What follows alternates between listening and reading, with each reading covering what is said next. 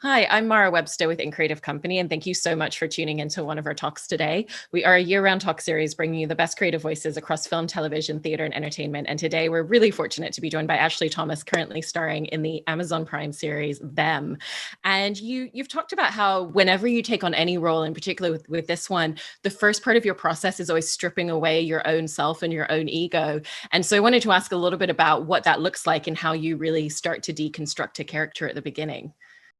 Yeah, like you said, yeah, for me, stripping down the ego is very important just for full respect of the character. Because, you know, essentially, it's not about you and how you look on the camera, how you're coming across on the camera. It's about the character. So I would strip away the ego just to make sure that nothing of Ashley is being fed through this. And also what that does is it allows me to really dig deep and learn that I don't understand everything. Do you get what I'm saying? Like where this character might be from. Who is this person? What is it like to have a wife? Because I'm not married. What is it like to have kids? I don't have kids. What is it like to be a soldier? What is it like to be a Black man living the African-American experience? What's that like? What's it like living in 1950s? These are all things that when I do strip away my ego, that I know that I don't know. So that means I have to essentially do all the work, as much work as possible in order to play that character. And there are certain things that, you know, as an actor, you can extrapolate into the character because of your own experiences. But you should only, I feel like, take a piece of that, an understanding, but really you should try to develop and learn from, whether that be books, whether that be speaking to people, watching documentaries, going to the place, feeling the energy, smelling the air, eating the food from the top, whatever it is. It's just like I approach it from a place of I don't understand and I don't know. And I know that for this role in particular, that you actually had a neighbor who grew up in Jim Crow era in America and was someone who was a really valuable resource to you. What were some of the questions that you wanted to ask him and some of the details that you really wanted to be able to hone in through those conversations? I wanted to know just like what the feeling was like, how he and his friends navigated situations when they were younger, and what the pressures were, how intense was it, what was it like going into a cinema or like movie theater, what was that like? And he told me that like he ran into a movie theater that was segregated and he just ran in downstairs. And you know, because I guess that when you're a child, there can be like a fearlessness that you have. So he was talking me through that, and then how that slowly got chipped away when he was older, and then you start to become more responsible. So I use some of that for the character, you know, just like Henry is this guy who has a responsibility to protect his wife and protect his daughters and protect the household. So I would ask him questions just like, how did he feel? What advice did his parents give him, just in a similar way, and try to have some understanding of that. Because, you know, just me growing up, even that you know, my dad will be saying like, you know, when you go outside, make sure you put your hand over your drink, or my dad will have all these different words of wisdom for me, right, in real life, similar with my mom as well. But so what did his parents tell him? Do you get what I'm saying? And his parents would be telling him ways of how to survive in the Jim Crow South. And then he lived in Texas, and then he moved from Texas to Chicago. And then he was telling me about like that experience and when he was at university and the things that were happening to him when he was at university. So just, yeah, I just wanted to know everything, just everything about it. It's like, what did you eat? Do you get what I'm saying? Where could you eat? Like, what was that like? Do you know what I mean? Because if you can't eat certain places, then like, say you can't go somewhere and they serve a burger, but you want to taste that burger. Do you get what I'm saying? So what's that like when you finally was able to find a way to get your hands on that? But do you know what I mean? Just all these things. I just wanted to know as much as possible. And he was really gracious with his time, man. Like he would just he was just like, yeah, just giving me all this, like all this experience, all this information, all this knowledge. And he said I could record it, play it back if I need to talk to him, hit him up. Like, yo, he was proper cool, man. I hope that answered the question. But yeah, that's the kind of stuff that I wanted to speak to him about. It does, and he sounds phenomenal. And the series as a whole, Little Marvin, who's the creator and showrunner, has really taken this feeling of it being a psychological horror, and that idea of what if your own home becomes the place that isn't safe. And some of his references were touch points like, you know, a lot of 70s and 60s horror, things like Rosemary's Baby, where it's less about trying to make you jump, and it's really about everything that's going on internally in your mind. So how did a lot of those touch points that he was looking towards, and the way that he wanted to build such a specific psychological tone to the series, really impact the way that you thought about this character and bringing him into the overall narrative? For me, it was about understanding the layers that Little Marvin had built into this character, right? And making sure that I could execute those and also at the same time elevate those and add nuances that maybe weren't on the page, because it was very visual anyway, so you could read the script and you could see everything, and the script read really quickly. But I just wanted to take the stuff that he had written and make sure that I was using my imagination to the fullest, like, and just explore every possible thought and scenario with the words, and try to read between the lines and see stuff that maybe wasn't there, and add it, or interpret something and be like, how does that manifest in Henry as a character? Like, how is that making the character feel? What is that? Why is he smiling in that moment? Or what drives him to really go and scream in the bathroom and in the toilet paper? So yeah, it was just about me really trying to dissect every part of it as much as I could. Like, I've worked on scripts before, but I feel like this one pushed me to find new layers, new depths that I have, but I needed this piece to help me discover it, because the character for me was so like nuanced. And one of those depths and nuances to the character is the fact that you're really exploring in a lot of moments and a lot of scenes the power of restraint, and the fact that your character is the first person to say, let's not do anything, let's not give them what they want, and he's just holding everything inside of his body. So from a performance aspect, how did you really take a lot of the external situations for this character and pull them into a way where you really manifest it in such an internal way through your performance?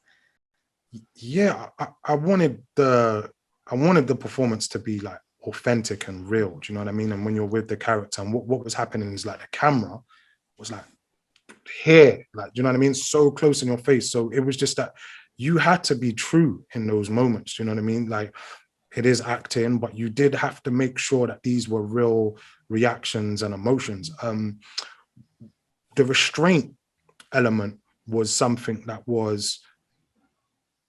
I had to pay special attention to, really, because in 2021, 2020, moving forward, like, we don't have to have those same levels of restraint now. Do you know what I mean? I still think that as a global community, as human beings, we have a lot further to evolve in terms of acceptance of different people, Black people, any community that feels like them, right?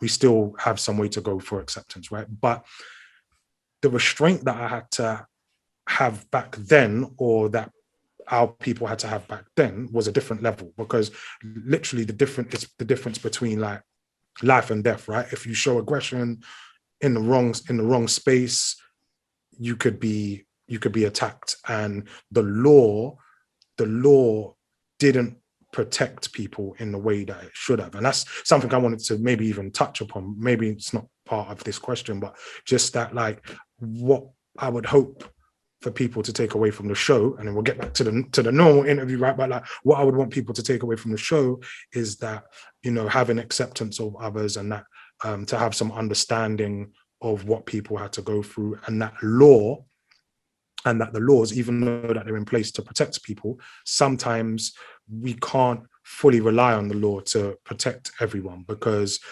oftentimes the law is behind a generation, right? And we should be leading with like a moral compass to what is right and wrong, and not always rely on the laws. Because we was talking about law, that's what's entered my mind. But yeah, definitely restraint, because there's the scene episode 3 where 3 gentlemen approach Henry's property, right? And his kids are out, the little girl is outside, Gracie Jean's outside, and she's playing, and they like stamp to scare the girl, and then she runs, my daughter runs in the house, and then he's on the roof, and he can't protect his little girl in the moment, but then he can't be overly aggressive, he can't let the neighbors hear what's going on, but he has to be direct to these 3 men. But then he also has to be firm. He can't be overly aggressive, because if he does throw the hammer down and start the attack, then he's going to be in trouble. So he has to think responsibly, right? How can he protect the daughters in the house? Because if he's arrested, she's not around in that moment. Like, what happens to the girls? A tragedy happens in episode 5. So all these things are going through his head as a character, right? And to have that level of restraint, but that level of anger and frustration, all those things bubbling over, like, it's a very fine line that needs to be walked when playing Henry. So I would say, the restraint was tough. And with those moments where it does bubble over a little, again, he's very careful about where he allows it to come to the surface. And there's things like when you're shoveling the dirt and you're having to bury the family dog, and that's a moment for him where, like, you can just see the physical manifestation of everything that he's been holding on to is coming out in that shovel in the ground, or the scene that you mentioned before where he screams into the paper towels. So what were some of the conversations that you and little Marvin had about where you wanted to allow it to come to the surface, but always keeping it in those private moments? How did we talk about those ones? Little Marvin and I spoke about the like the frustrations of Henry, right? And how we were trying to find a way he would be dealing with the problems, you know what I mean? And I think I would speak to him and Dave Matthews, who was the showrunner as well. And sometimes it was like, how far can he push it realistically for the time? Like so on the roof, how loud can he shout at these men? Do you know what I mean? Like, when he goes into the bathroom after speaking to Bucks, can he leave the office and show everyone that he's pissed off? No, he still has to walk out professionally, back straight, chest up, like nothing happened, and carry that all the way through until he gets into the bathroom. So the conversations that I would have with little Marvin were based on Henry's pride a lot, you know, that he couldn't let people, he was trying to keep everything together for the family and couldn't let everyone see. You couldn't see it. We couldn't let the workplace see it. He wouldn't want his daughters to see it. He wouldn't want the police officer to see it. But all these things were slowly building up inside. And then how does that manifest in the way he talks, or his physicality even? Like, how does that change? What is the deterioration of his poise and his pride, and how does that manifest physically? How does that manifest vocally, facially? It was a lot of we had a lot of conversations in terms of like where the character's gonna go. Yeah. And, you know, you've touched upon a couple of those moments where it is very much, okay, making sure that his wife's okay, making sure that his kids are okay. And he's very much a character where that's his first thought in a lot of instances, such as when the police come and knock on the door, he's with them being, you know, telling them to breathe before he's even going to go and open the door. So how did that manifest a lot of details within this character, knowing that that was such a central part of him, and that every single action that he took, they were his very first priority and his first point at any moment? Yeah, for me, like if I'm putting myself into the character, I'm thinking, yo, this is like super, it's scary, right, from the outside. But then when I am playing the character, like how scared he really is, do you know what I mean? I'm really feeling that fear of just, he just wants to protect his family. And for me, everything was about like you're saying, like the family first, the daughters first, the wife first, like himself second, just making sure everything was in order, that they were going to be okay. That's before he even opened the door. Do you get what I'm saying? And just the level of intensity, like he's almost, he's panicking, right? But he can't show the daughters that he's scared, right? If he shows the daughters that he's scared, they get scared. So he has to keep, that's a lot of pressure on anyone. Do you know what I mean? Like the girl, like Gracie Jean's talking loud. He's like, shh, like listen to your mom. He's got to move the gun. He's got to put the gun into the closet. He's got to do it quickly. He's got to calm Lucky down. And just, it was what I wanted to make sure as the character was that he was attentive to the family. You know what I mean? And that these subtle things are shown, you know, because you could just be like, sit down, run to the door, look, shh, okay, breathe, and then run to the door. But like, if it's someone that is really tactile and cares and loves for his daughter, does he touch them before, you know, like how that touch can be so calming, you know, just like a touch at the back of the head, a touch on the ear, a touch on the face, how that physical sensation, as we know now during even COVID, right, where you can't hug and you can't shake anyone's hand, just how different it feels when someone does actually touch you, how calming a hug can feel. Do you know what I mean? So yeah, I think, I don't want to ramble on, but I hope that, like, it's hard. Yeah, I hope that answered the question. It really, really does. And the series as a whole takes place over the span of only 10 days. And yet there's such an incremental psychological build throughout the series. So how were you thinking about that in terms of starting to allow it to build up within your character, the effects starting to influence and impact him, especially as he starts to be really uncertain about whether things that he's seeing around him are based in reality or something that's happening in his mind, and to really continue escalating it, but also thinking about the fact that this is a 10-day period for him as a character? Yeah, microaggressions and things that happen to me as a Black person and other Black people, women, or other people that feel like them, right, happen all the time. And each time that something happens, like, it adds to like a bar that eventually can't take any more, and then manifests however it manifests, and you just don't know how that's gonna be. That might be that you burst into tears. That might be that, like, you snap on someone and then someone is like, whoa, where did that come from? But like, you've been going through this all week or all day, these little things. Someone has said something and then you've ignored it. And because, you know, you don't want to blow up in every situation. So I think that is what was happening to Henry. He was just going through all these moments where things kept on happening to him. They killed the dog. They came in the house, pinned him up against the wall. They barged him when he's walking down the hallway. The boss, the boss has given him a file. He's opened it naturally because you've handed him something and then he's been like, why are you opening that? Close that back. But just the way that he's being spoken to, like, the boss is like clicking fingers, like, all these things add up and you just don't know how they're going to manifest. So I wanted to take little Marvin's words and find a way to develop that, and then see how we could go from this proud man who was poised and held himself a certain way and was very proud, and everything about him is perfect, right? If you see his tie is always right. He's always, everything's right. And in the deterioration, how that happens and what are the things that make that deterioration happen, and what are the key points and key moments that made that happen.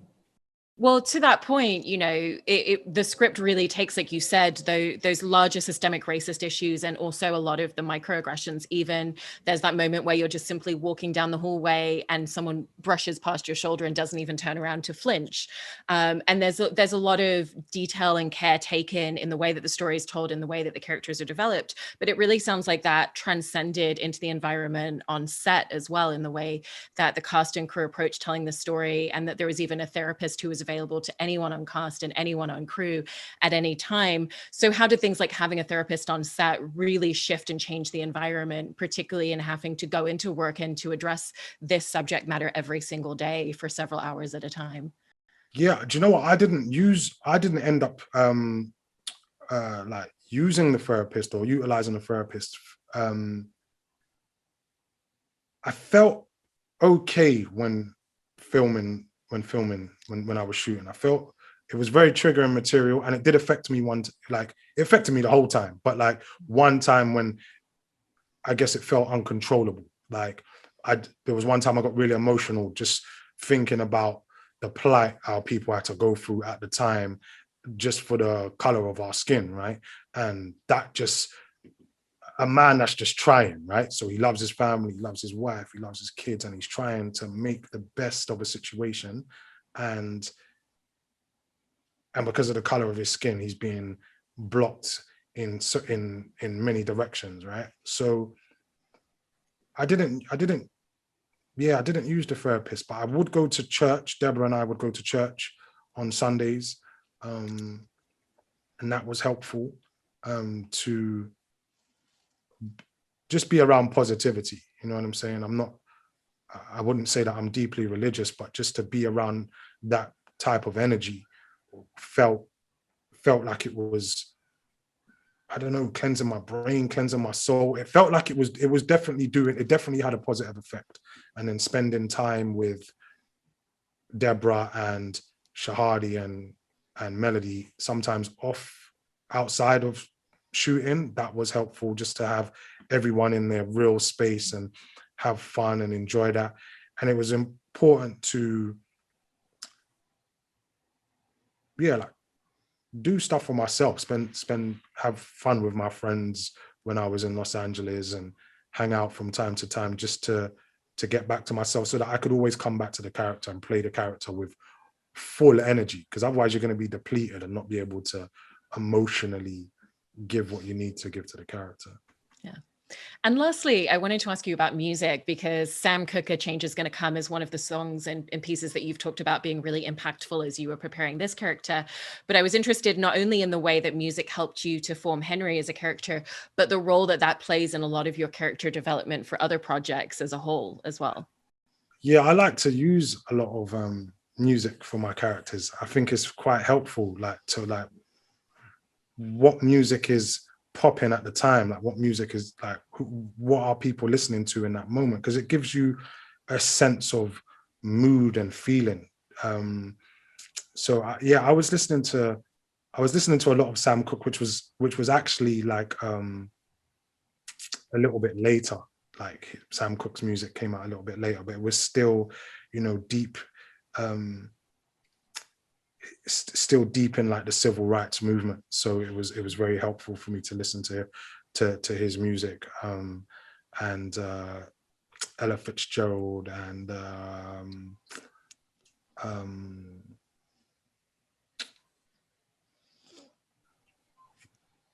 Robert Johnson, I think I was listening to at the time. And I wouldn't listen to any contemporary music. It's a different pace. It's a different feel. It's different lyrics, what people were talking about. That music back then, it wasn't recorded on a computer. It was like, you know what I mean? So it had a real sort of like groove to it. And I would just be listening to music constantly, especially for this part. I do it for all my roles. I make a playlist of what songs I think the character would listen to and why. And then there'll be some songs that just give me a mood and a feeling. And then I might use that for certain scenes and that. But yeah, no, it's fun. It's for me, like breaking down the character is always fun. Like what films is the character into, if film exists at that time. So I'm quite visual and audio like based. I wouldn't say that like I read books and stuff, but like yeah, I'm very visual. Like documentaries help. Speaking to people really helps me. Listening to music really helps me. Those are the ways that I like to build the character. Yeah. Well, that sounds like a great soundtrack that you were listening to during this one. And thank you so much for sharing all of this with us today. Yeah, I might actually, I think I still got the playlist on my phone. I might like put up all the songs that I was listening to at the time. Like when the show drops and people understand a little more, then yeah. I think I'm gonna do that actually. I think that'll be good. That sounds amazing. Can't wait.